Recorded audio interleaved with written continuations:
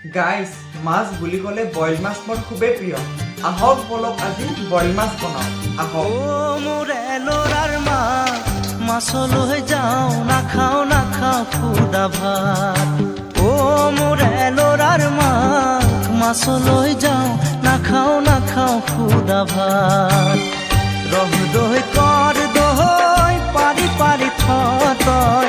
জুতি রেহে খামে দিনর খাজ মাছলৈ যাও না খাও খুদা ভাত ও মোর এলোরার মা মাছলৈ যাও না খাও খুদা ভাত ও মোর এলোরার মা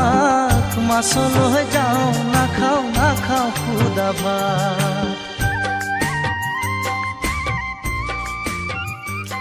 গাইস এই ভাত সাজৰ বিষয়ে মই কি ক'ম আল্টিমেট একদম আল্টিমেট